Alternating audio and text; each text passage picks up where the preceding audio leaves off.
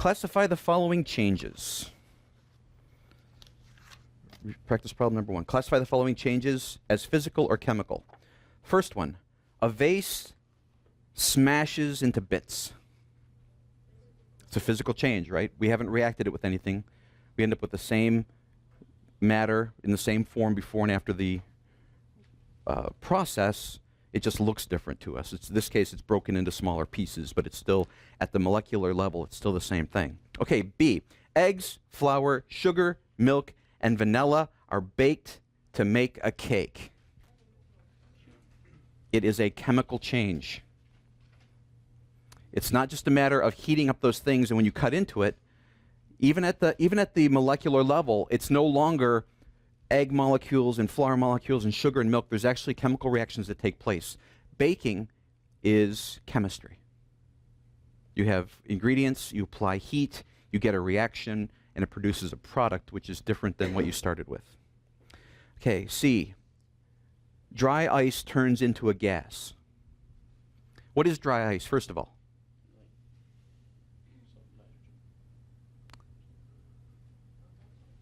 No, dry ice is solid carbon dioxide, okay? But in either case, you take the solid carbon dioxide, and as it transitions into something else, right, it actually sublimates, right? So where do you often see dry ice for dramatic effect? Like at a concert or something, right? Or Halloween, when you need the fog to come rolling out of the cauldron. You put a piece of dry ice in there, which is solid, and it sublimates and becomes a gas, and it pours out. Because it takes up more volume, it fills the cauldron, and it starts to pour out. So that's the process. Now, is that a chemical change, or is that a physical change? Still carbon dioxide in solid form and in gaseous form, but it's still CO2. There's no chemical change. It is a physical change. What's the next one? Charcoal burned in a grill. Chemical change. You start with something, and you have a chemical reaction, and you end up with different products. And Kool-Aid dissolved in water. It's a physical change. You don't react Kool-Aid with the water. That'd be kind of cool, but it doesn't happen. You just have Kool-Aid, you have the little crystals dissolved in water, and it's a physical change. All right, number 2.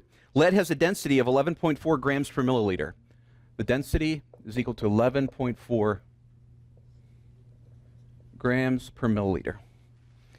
And you make a statue out of 3.45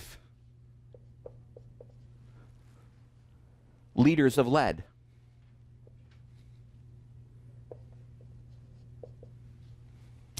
Hopefully you see that that's a volume. 3.45 liters is a volume of lead. What is the statue's mass?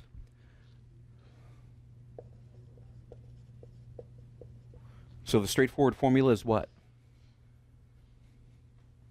The formula here is density equals what? Mass per volume. Good. So it's mass per volume, which in this case, what we're trying to solve for is what? We're trying to solve for mass. So we need to rearrange this formula so that we're solving for mass.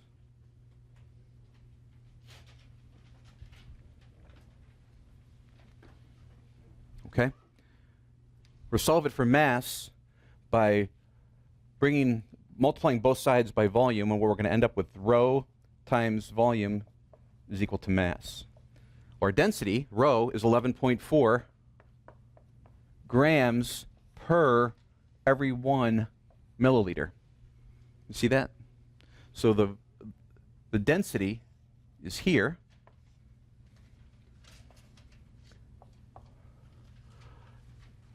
Volume is 3.45 liters. So what do I need to do? What do I need to adjust? Okay, I hear noises and lips moving. I really can't make out anybody's answer. So convert it. Okay, so we're going to convert. So let's go ahead and put the volume here as 3.45 liters. And we need a multiplier, right? We want to end up with a mass. We've got grams per milliliter. Now we have liters. We need something over here that's going to cancel out our liters and leave us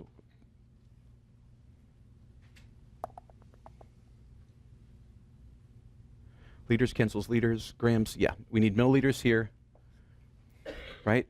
Because we need to get rid of the milliliters here and here, get rid of liters here and here, and leave us with grams, which is our unit of mass. So our volume here, this is our density times our volume, and then this will convert our volume into milliliters. So I need some unit multiplier that relates liters and milliliters. Correct. 1,000 milliliters is 1 liter. So now my units, milliliters cancels milliliters, liters cancels liters. I'm left with grams. I'm looking for mass. Grams is a mass unit. Do the math, and the mass is 3.93 times 10 to the fourth. 3.93 times 10 to the fourth grams. 3 significant figures because 3 sig figs times 3 sig figs. This is by definition, so it doesn't come into play. This is, 3 times 3, multiplication only, and division by 1, but 3.93 times 10 to the fourth grams. Any major questions on that? Yes, sir. When did you get the full scientific notation? When you take 11.4 times 3.45 times 1,000, I'm assuming it's going to be 393 something something. Right? But since it can only have 3 sig figs, it's going to come in 1, 2, 3, 4, 3.93, and then we need to account for those, how we've changed the decimal place by times 10 to the fourth.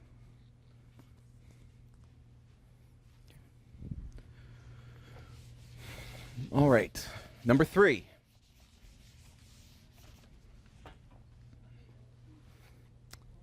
Gold has a density of 19.3.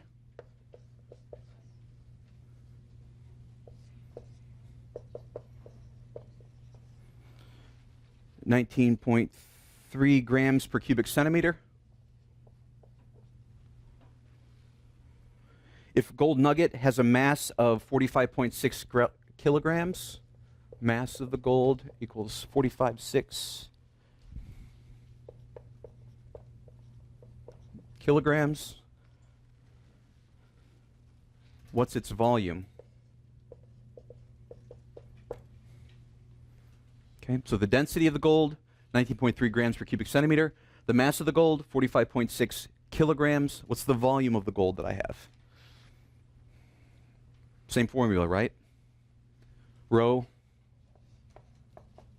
equals mass per volume. What am I solving for now? Volume. So as I rearrange this formula, what do I end up with? Volume is equal to what?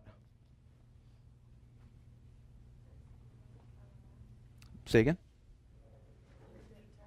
Boldly. Sin boldly. Let's go.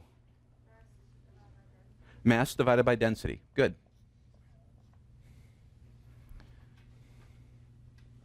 Now, plugging in what I've been given, the mass of the gold is 45.6 kilograms.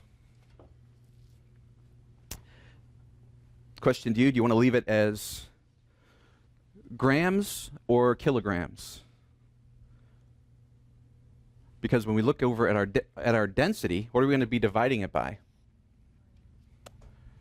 19.3 grams per cubic centimeter.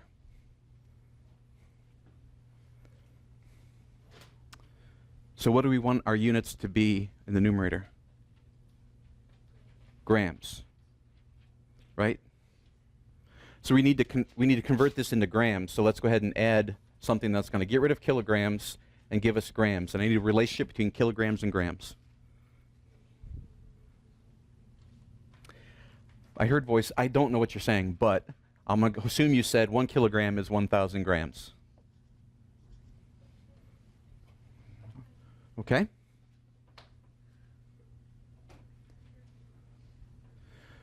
The volume then,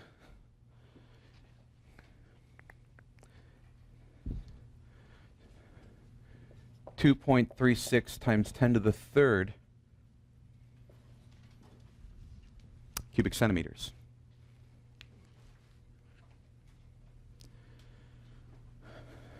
What's another name for cubic centimeter?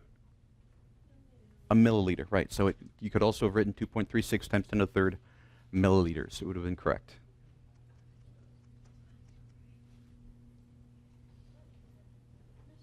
Yes. It can't be in terms of sig figs.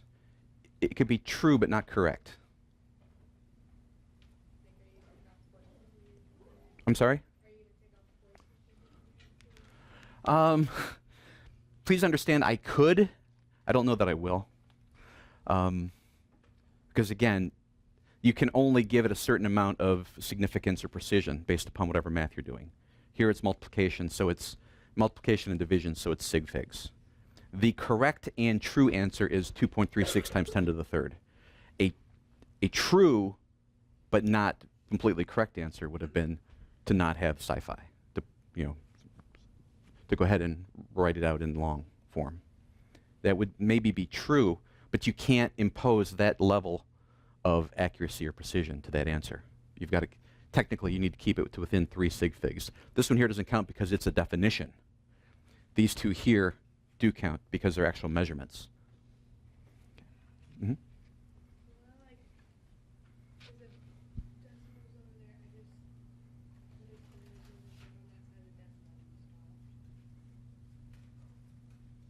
So your answer that you wrote down was what? Go ahead. Like,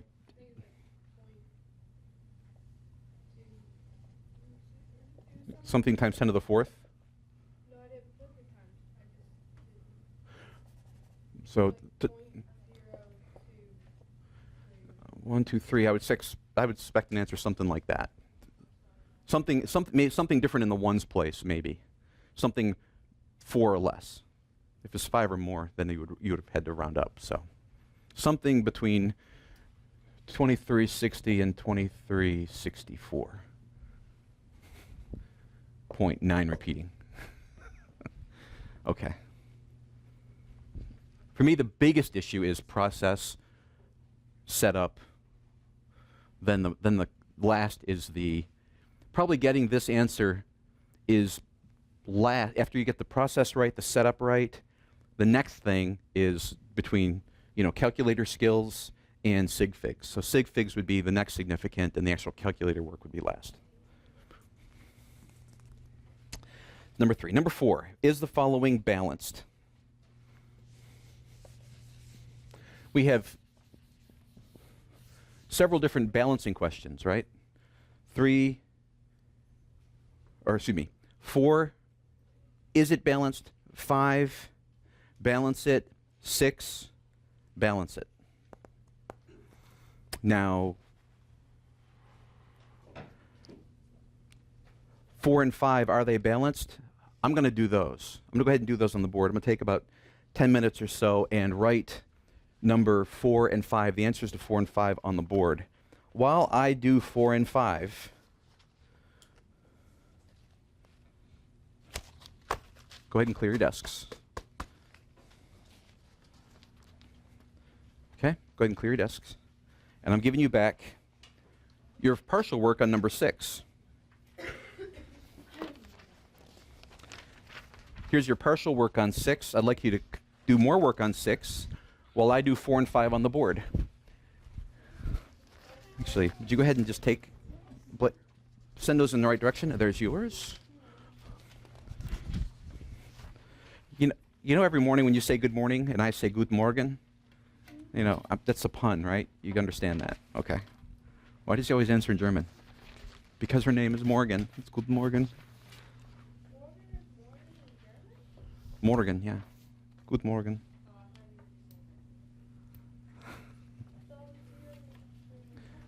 Cam, there you go. We pass this back to Sydney, Brandon, Rebecca, and Crystal. Go ahead and spend a few more minutes on number 6, and I put 4 and 5 on the board for us to go through in a moment. See, you guys only get to work on 1. I get to do 2. Yeah! Calcium fluoride.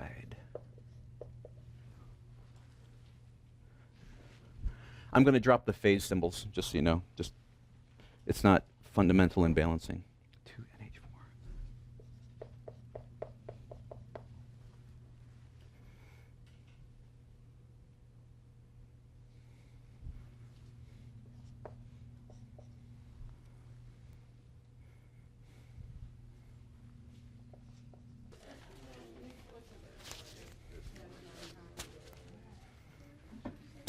All right, let's take a look at 4 and 5 on the board. We were given this equation, asked, is it balanced? And I went through, let's do the counts together. Calcium, we've got calcium, fluorine, nitrogen, hydrogen, chlorine on both sides. I did the count. I've got 1 of 1 calcium, 1 of 2 fluorine. I have 2 of 1 nitrogen. I have 1 of 4, don't I? Oh, no, 2 of 4, excuse me. 2 of 4 hydrogens. Right, it goes for everything in that molecule. 2 of 4 for hydrogens and 2 of 1 for chlorines. Product side, calcium, I have 1 of 1. Fluorine, I have 1 of 1. Nitrogen, I have 1 of 1. Hydrogen, I have 1 of 4. And chlorine, I have 1 of 2. Calciums and chlorines match, but fluorines, nitrogens, and hydrogens do not match in their count. Therefore, it is unbalanced. No, it is not balanced. It didn't say to balance it. It just said, is it or is it not balanced? The answer is no. Number 5 said to balance it. We've got hydrochloric acid. It was originally HCl plus Zn produces ZnCl2 plus H2 with no coefficients.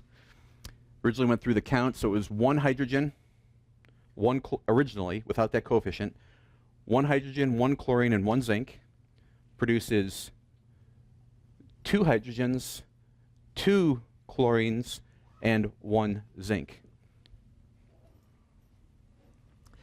By changing the coefficient of the HCl, I was able to balance both the hydrogens and the chlorines, and this is now balanced. Pretty straightforward. Nothing compared to number 6, which you've worked on now for a couple days, right? Number 7, we started with molecular nitrogen and oxygen, and it produces nitrogen monoxide, NO.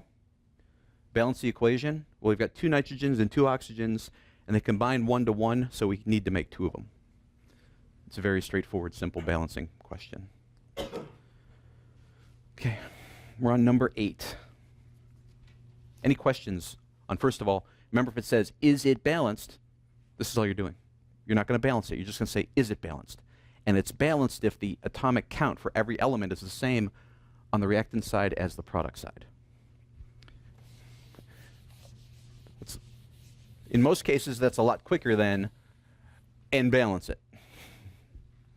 Like number 6, if I just asked you, is it balanced or not, and you determined it was not, you could be done. But if you misread it and said, and balance it, you could spend the whole exam balancing it when that wasn't asked. So make sure you understand. First question, is it balanced?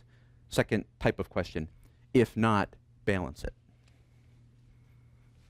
Number 8, liquid heptene, C7H10, C7H10.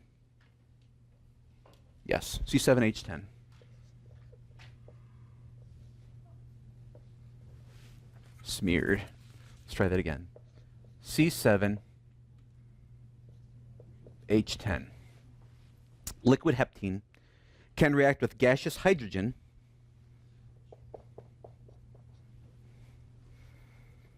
to make liquid heptane, which is C7H16. Write the balanced equation for the reaction. Okay, I've left the phase symbols out. It's not fundamental to the problem. Let's go ahead and balance it. We've got carbon and hydrogen on both sides, and that's it, right? On the left-hand side, we've got one set of 7 carbons, and hydrogens, we've got one set of 10 and one set of 2. Does everybody see how I came up with those? Especially this one. Hydrogen occurs in 2 places. It's part of this molecule, and it's also over here in molecular form. So it comes in twice.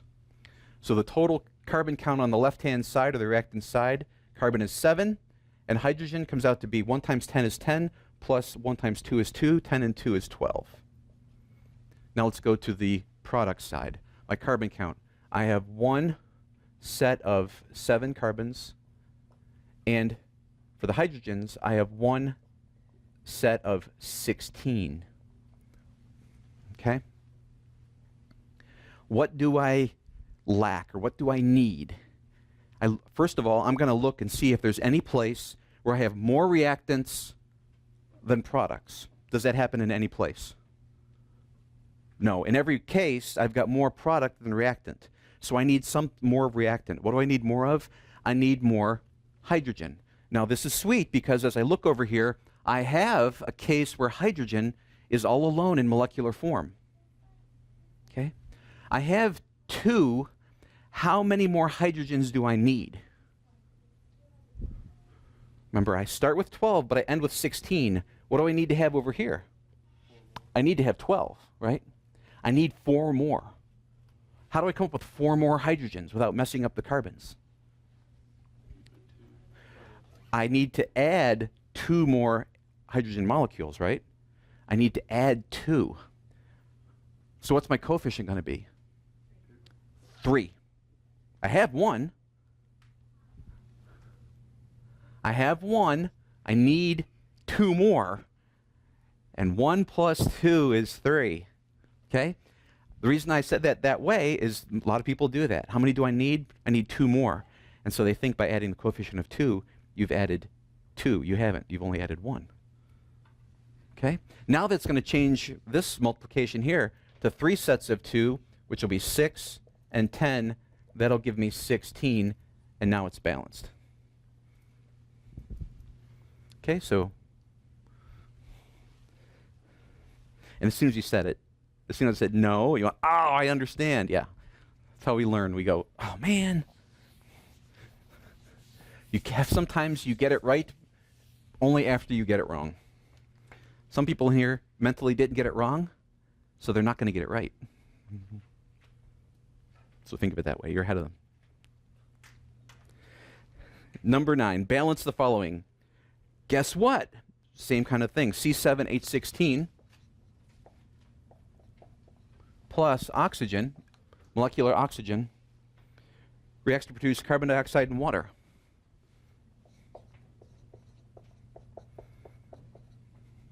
And like we're going to learn soon, this is a classic combustion reaction. This is something burning. You add heat, and you take a fuel, and you add oxygen to it.